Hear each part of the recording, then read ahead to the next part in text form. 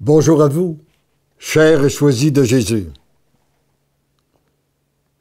Le message 149 du premier volume a comme titre ce qui suit: ce qui détermine la fécondité de votre souffrance, c'est la capacité de l'absorber. Très souvent, nous ne savons pas comment nous comporter devant une souffrance.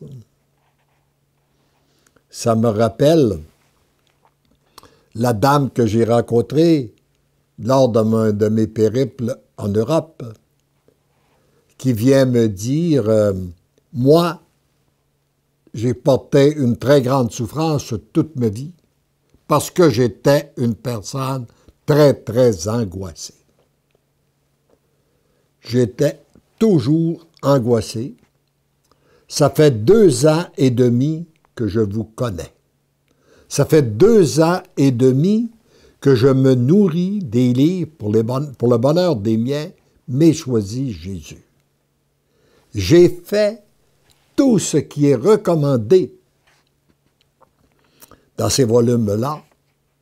J'ai accueilli et j'ai tout donné au Père. Il les a tellement pris que je suis aux prises avec une nouvelle angoisse que je ne sais pas quoi faire avec. Je lui ai demandé, c'est quoi votre angoisse, madame? Ben, elle me répond, c'est de ne plus avoir d'angoisse. Elle dit, qu'est-ce que je fais avec celle-là? Eh bien, je lui ai dit, faites la même chose que vous avez fait avec les autres. Accueillez-la et donnez-la au Père, il va sûrement la prendre. Alors, la prière que je formulais ce matin-là, Seigneur Jésus, je vous offre la souffrance que je porte en ce moment. Je veux qu'elle soit associée à vos saintes plaies. Je vous remets mon impuissance afin que vous fassiez éclater votre toute puissance. Maîtrisez-moi par votre amour. Tendrement, je vous aime. Et la réponse, mon tout petit. Viens te blottir dans mes bras. Venez vous blottir dans mes bras.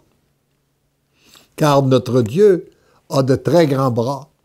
Il est capable d'accueillir tout le monde. C'est toujours dans mon cœur que vous pouvez y trouver consolation, joie et paix pour poursuivre votre route. Malheureusement, beaucoup de gens cherchent ailleurs. Hein? Mais ce qui comble réellement, c'est lorsqu'on revient vers notre Dieu. Aucune des souffrances qui se présentent à vous ne sont inutiles. Qu'elles soient petites ou grandes, légères ou profondes, courtes ou longues, elles ont une très grande importance pour vous. Si on pouvait se convaincre de ce qu'on vient de lire là, cela nous pourrait nous aider à accueillir la souffrance qui se présente à nous, que nous portons en ce moment, parce que c'est elle que nous avons besoin d'accueillir pour vivre la transformation de notre cœur. La souffrance est aussi nécessaire à l'être humain pour son épanouissement et sa croissance que la pluie à la plante lui permet de grandir.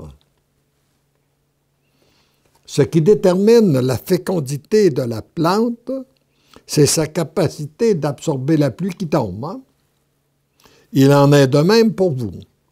Ce qui détermine la fécondité de votre souffrance, c'est votre capacité de l'absorber, c'est-à-dire l'accueil que vous lui faites, votre attitude et votre comportement devant elle. Pour devenir l'amour, vous devez avoir un comportement parfait, aussi bien face à la souffrance que face à la joie, au bonheur. Par vous-même, vous n'y arrivez pas. C'est impossible si ce n'est l'amour du Père qui vient s'incarner en vous. D'où l'importance d'être en relation constante avec notre Père, de prendre du temps pour le prier, recevoir ses sacrements, et c'est là que nous recevons ces grâces dont nous avons de besoin pour accueillir la souffrance que nous avons à supporter, qui se présente à nous. En méditant sur mes souffrances, celles de votre moment du ciel et celles des saints et saintes qui vous ont précédés, vous puiserez la force nécessaire afin que votre oui ne défaille pas. Heureux es-tu, heureux êtes-vous de pouvoir souffrir avec moi comme co-rédempteur de l'humanité. Voyez-vous, ça donne toute une autre dimension à notre souffrance. Hein? Si nous comprenons que par notre souffrance, nous pouvons devenir co-rédempteurs de l'humanité.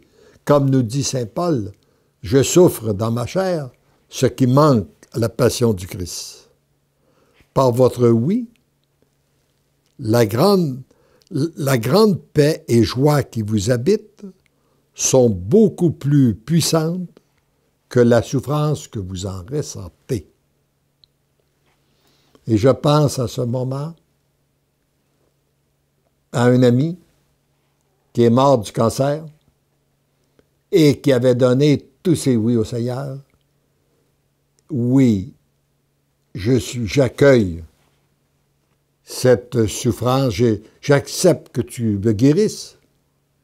Oui, Seigneur, si tu veux que je demeure longtemps malade à travers ce cancer, et oui, Seigneur, si ce cancer est la fin de ma vie. Et après avoir donné ces 3 oui sincères devant le Saint-Sacrement, il m'a dit tout au cours de sa maladie, il n'y a qu'un mot pour décrire ce que je vis, c'est jubilation. Et il a été un réconfort pour tous ceux et celles qui l'ont rencontré. Et cette période de vie a été sûrement la plus féconde pour toucher une multitude de cœurs autour de lui. Donc, nous ne sommes pas obligés d'avoir le cancer pour donner notre oui au Seigneur, des oui sincères.